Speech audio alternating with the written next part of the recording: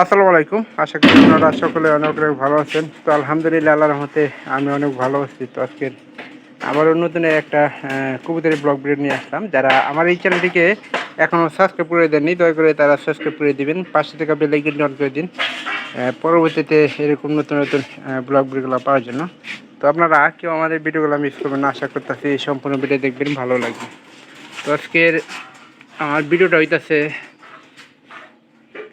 যে কবুতরগুলো আপনারা দেখতেছেন, কবুতরগুলোর মধ্যে আমার ওই কানির যে কবুতর খড়ের যে বাচ্চাগুলা, তো সেই বাচ্চাগুলো দেখাবো।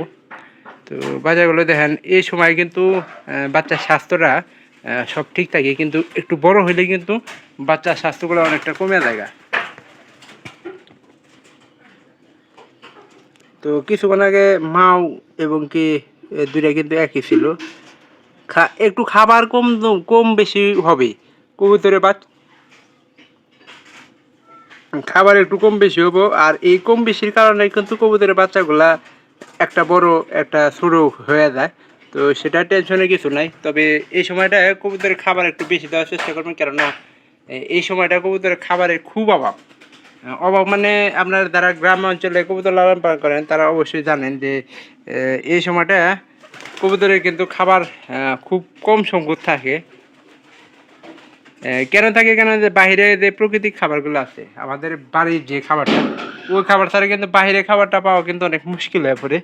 তো সেই জন্য এই বলতেছি, যদি এই সময় বাচ্চাগুলারে মোটা তাজা করার কোনো উদ্দেশ্য থাকে আপনাদের, তাহলে অবশ্যই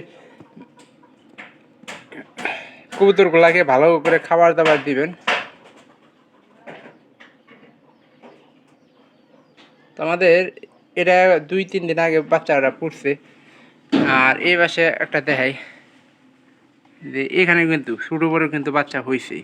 তো এরকম ছোটো বড়ো বাচ্চা থাকবেই, তো একটু খাবার দাবার বেশি দেবেন। এই দেখেন, এই যে ছোটো বাচ্চারা কিন্তু ভালো খাবার খাওয়াইছে।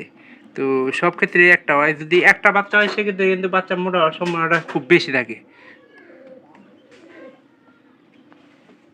তো মনে করেন যে এই পায়রিটা মনে হয় এই মাত্রই দেখলাম যে আইলো। তো আমরা একটু ভিডিও ক্যামেরার সামনে নিয়ে দেখানোর চেষ্টা করি।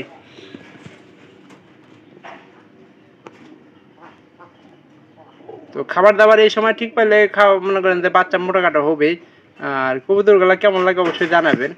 আর আমি একটা জিনিস কবুতর লক্ষ্য করি, সেটা হলো যে অনেকে আছে কিন্তু কালারিং কবুতর পালে, আমি কিন্তু সেটা লক্ষ্য করি না। আমার মনে করেন যে কালারিং কবুতর হচ্ছে, মনে করেন যে কবুতর যেটা রানিং, যেটা ভালো, সেই কবুতরটা আমি পছন্দ করি।